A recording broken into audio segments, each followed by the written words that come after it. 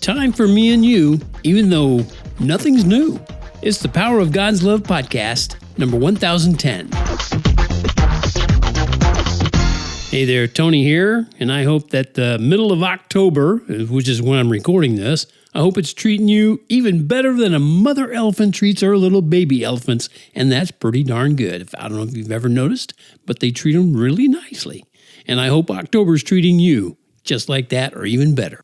Now, you heard me say that this is number 1010 of the Power of God's Love podcast, and that's kind of true, but it's also kind of like it's episode number 1. And that's simply because I've renamed this podcast yet again, because I want to keep it simpler and I want to keep it on something that I think will last. As they say in marketing, it'll be evergreen. So I'm calling it The Power of God's Love, because that is evergreen. It never ends and it never will. And that's what I talk about here on the podcast and over at TonyFunderburk.com. Speaking of what I talked about, I'm going to share with you what I shared in the Truth Journal this past week, and I changed the name of that because it's a more evergreen and much easier to understand name too. I hope you like all this change. You can let me know if you don't. I probably won't go back, but you can let me know. The main thing is, I hope this information really inspires you to go out there and share the power of God's love with someone you care about today, if not sooner. Now, the first point I'm sharing is how there's a time limit here on Earth and what you are worth. Now, I'm not a scientist, and I don't play one on YouTube or TV, and I'm not a physicist, I'm not an alchemist or a biologist. I'm a Christian writer and poet, and I'm a words and music guy. You could say it that way, too. A guy who's made up of just as much carbon as anyone in any of those other professions, but I'm a guy who, like all those other guys, has a time limit on my life here on Earth. And when my time limit is up, my carbon will still be here. Have you ever thought about that? Yeah. All your carbon that you're made of, they say you're made of, when you die, that carbon is here regardless of where you go. And you will go somewhere, by the way. I'll get to that on another time. So the point is, my life did not arise from or depend on carbon. Yours didn't either. And true science, not that pseudoscience you see on TV or in YouTube videos or TikTok or Instagram or any of those places, the true science shows the undeniable complexity in human DNA. The code, as it's known, in just one of your cells contains volumes of design information. Yeah, you have your own unique DNA, so does everyone else, including me. Now, my little finite mind can barely apprehend and certainly not comprehend the implications of all that. But I can say this without hesitation, DNA clearly shows we're information-based, not carbon. And without information, this whole world would be lifeless. So that certainly begs the question, where did all that information originate? Well, I believe in the unpopular idea that it didn't all come from nothing. Go figure. Of course, I'm not saying unpopular. That doesn't mean hardly anyone agrees with me. In fact, millions and millions of people agree with me. But there are billions who disagree. And I predict that eventually that's not going to go well for them. I wish scientists who trust in carbon would get real and go where life's information leads, because I believe they get a much better understanding of life and love and design. And they might even, I'm saying this is a big might, but they might even learn to trust in the designer with a capital D. Now, I'll just go ahead and say it. That's Jesus, in case you didn't know. He's the designer. And that inspired a rhyme that I wrote called Secret Mission. In the first ray of light, there was a message that no one else but me could even see. And I had to squint my eyes to decipher a secret mission plotted just for me. There were no dots or dashes or impulses. No man-made codes and no neurology could infiltrate and then translate the mission the expedition meant for only me.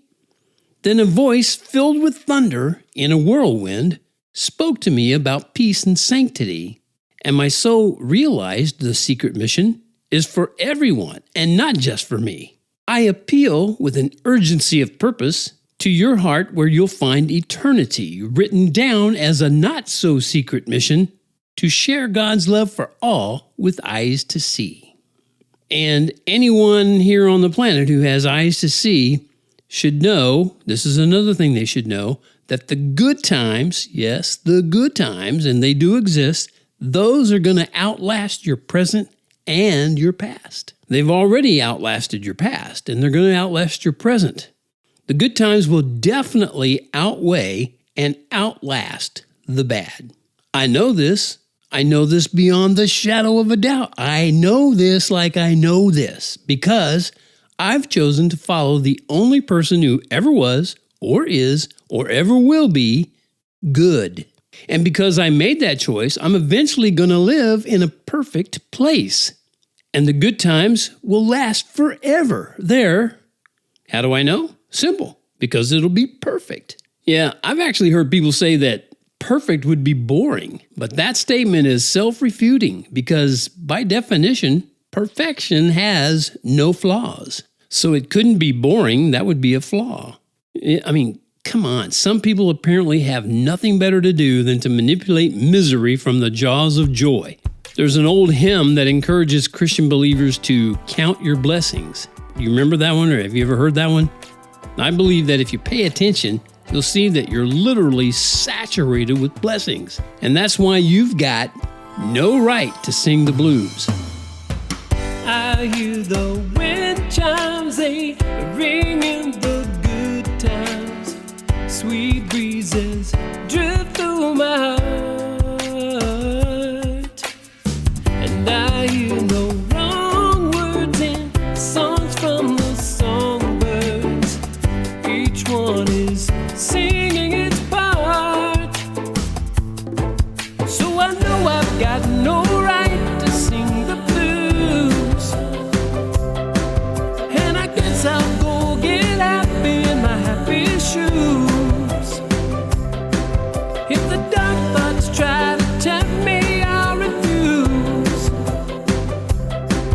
'Cause I know I've got no right to sing the blues. I catch the sound of waves like echoes in deep caves. Sweet music flows through my soul. Joy overtakes me. I love how it makes me dance like I'm out of control. Once again, I've got no right to sing the blues. And I'm glad that I put on my happy shoes. I'm the captain of my own creative cruise. And I know I've got no right to sing the blues. Yeah, I know I've got no right to sing the blues. I admit I've got no right to sing the blues. Yeah, just like I mentioned, that saturation of blessings all around you shows how you have no right to sing the blues. And somebody else who's famous for singing the blues, King Solomon, once said that there's nothing new under the sun. He said that in Ecclesiastes, I believe. And when you read his story, you'll see that he was someone with a pretty good amount of authority on the subject. But I say there's not nothing new under the sun. Even though I'm not a king and I don't play one on YouTube, again, or TV, I have more authority on the subject than King Solomon had, so you can quote me. There's not nothing new under the sun.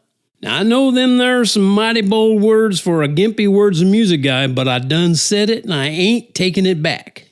And you can't make me. 'Cause even if I ain't got a PhD, I know what a double negative is in algebra and grammar. And I know it turns a negative sounding statement into an actually positive statement. And two negatives in algebra turn into a positive. So when I say that there's not nothing new, that actually means there is something new. You follow? And that something new should be you. It's funny, they even rhyme, new and you. Anyway, something created according to God in true righteousness and holiness, the new you. Now, I'd like you to listen to this next part as I take that idea and turn a negative into a positive when I say nothing new. There's nothing new to say today, not even this. So I'll just go outside and play ignorant bliss. You've probably heard it all before, so many times, and nothing gives you cause to snore like simple rhymes. But maybe this will flash a light inside your brain, a spark of hope so you just might avoid some pain. Now, even though there's nothing new to say today, I know you'll find some peace when you can see the way. God did the deed you could not do, and so I pray for words to write and songs to sing my whole life long. To simply not say anything would be so wrong. But will you pay attention to these words I share? Or will you say it's nothing new when I don't care? You'll see one day you had a choice of where you'd be. If you choose God, you will rejoice eternally. Okay, that's the 3 points that I wanted to share with you today from the past week in my Truth Journal. And again, I hope it inspires you to go out and do the same with those you care about, those you love, maybe even people you don't know. Thank you so much for being there and being a loyal listener. And I would love to have you as a loyal subscriber too, if you're not already. And if you like the free stuff I share here on the podcast, you might also like the free stuff that I share in the Truth Journal. You might like it that way. You might prefer it that way. And you just go to TonyFunderburk.com. Your email address will get you the subscription to the Truth Journal. And it's a great way for you to save some time and effort because all that I share comes right to your inbox. You don't have to go looking for it. How cool is that, right? And it's all automated, so, it can't get any simpler. And it don't cost nothing. Did I mention that? Yeah. So, TonyFunderburk.com, you'll see the little form there. Email is all it takes. You don't even have to share your name if you don't want to. Thanks again for tuning in to the Power of God's Love podcast. Be sure to stay tuned for the next episode coming out soon. And in the meantime, let's go beat the world with the power of God's love.